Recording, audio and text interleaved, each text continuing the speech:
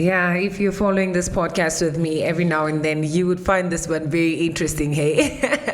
I'm sitting and nodding my head to you, Mr. Christie, because I'm just like, facts. Maybe it's always a good thing to get your facts straight, eh? All right, so we'll try to get Mr. Christie online. That is to asking a few questions as well. So we'll try to get a hold of him just in a bit. So if you were just listening in, that is to the podcast that I recently just played. That is the podcast discussion that was around trust in government and vaccine hesitancy. And that podcast was led, that is by Mr. Enoch and Mr. Christie. And now we have Mr. Christie on a line. Good morning, Mr. Christie. Good morning. How are you? Fantastic. Just have a few questions for you that is for today. Number one being, would you say that the AB calling survey was successful in its first ever telephonic conduct survey? Well, it depends on what you mean by successful. Successful in gathering data, yes.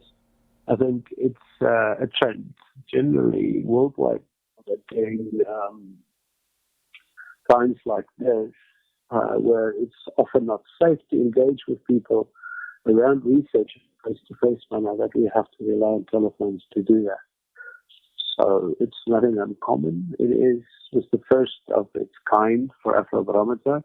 It may well be something we will repeat in future. In the future. All right. So, Mr. Christie, number two for our podcast question is, out of the 30% that don't believe the statistics, what was the main reason for this mistrust, would you say?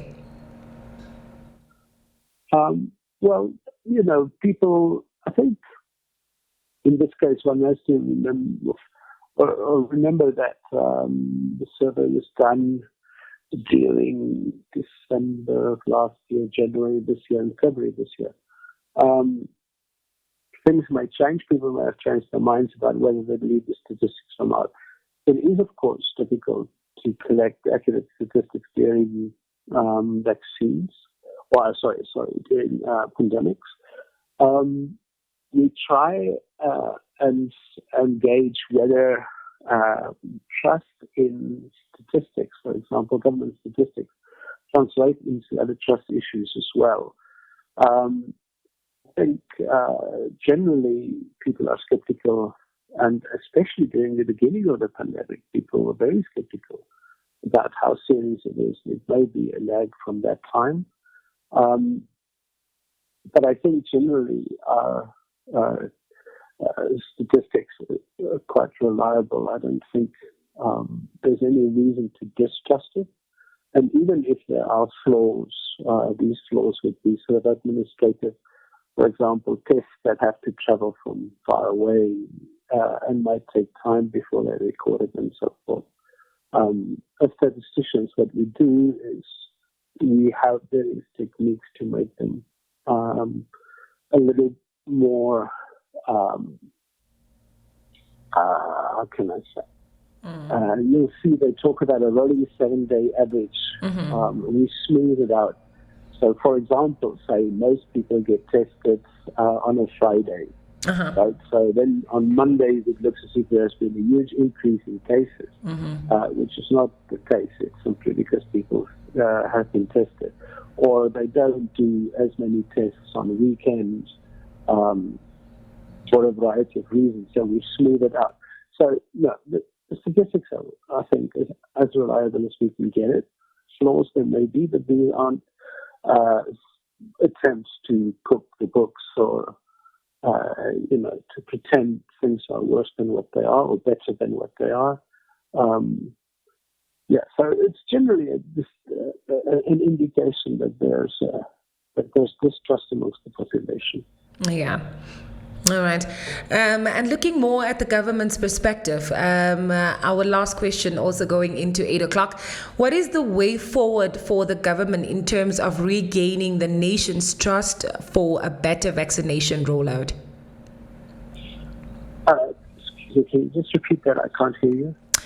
looking at the government's help in this vaccination rollout, what is the way forward, would you say, for the government in terms of regaining the nation's trust for a better vaccination rollout? Well, you have to understand that public trust in government is something that is not generated or necessarily expressed just during this pandemic. We've seen over time now that the nature of people's trust in government has changed. People have become much more skeptical. I think with regard to this vaccine, we see that people that there are two elements that are quite key. One is that people don't trust the government to convince them that the vaccine is safe. And the second is they don't trust the manufacturers to ensure that the vaccines are safe. Which, of course, the outcome of those is people who, one, then refuse to get vaccinated, or two, delay getting vaccinated. And I think those who delay getting vaccinated are people that may still change their minds. And I'm sure that this current pandemic would have increased people's personal experience with vaccines. So more people would get sick, more people would know somebody that gets sick, and then also tragically people have died. And that may convince more people to get vaccinated. I think the issue of trust in government is an issue that is more difficult to address. But I think if we can get people to trust the vaccine, we'd make huge progress. Yeah, I do agree with you, Mr. Christie, and I'm actually thinking it's what the government put out there that kind of also needs to build the bond to build the trust in order for people to feel safe enough to get vaccinated.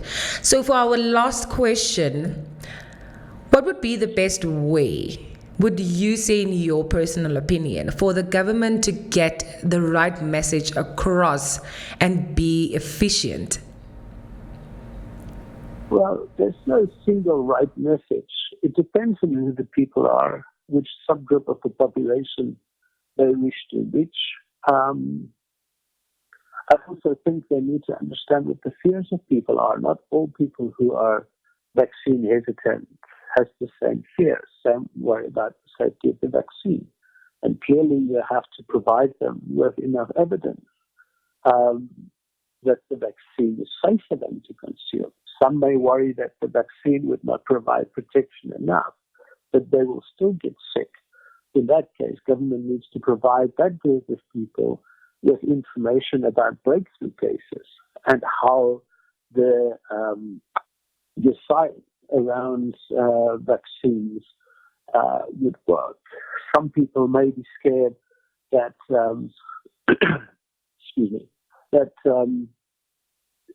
there would not be perhaps enough vaccines for them to use, or whether they fall in the wrong age group to get the vaccine, or that they have a certain set of medical conditions that they think, or somebody has advised them that they shouldn't get vaccinated. Yeah. Those are all different problems that could lead to people questioning whether they should get vaccinated or not. And government should have a response to those fears. So I think we need to understand our society and all the various subgroups of people who are vaccine hesitant, and then try and build messages for specific groups with specific messages. I think that is very crystal clear. Thank you so much, Mr. Christie, for making time, that is, for us right here in OGFM to clear all those questions for us. Thank you very much. It's always a pleasure to be here. All right. Till next time, please stay safe. Oh, thank you. You too. All right. Keep well. All right. Bye. So that is Mr. Christie also debunking that is those questions, not really debunking them, but giving you, should I say, all the right, suitable answers for you. If you still have any questions, please do come through on 085 300 7799. We can always squeeze them into our next podcast right here on The Voice of the Voiceless.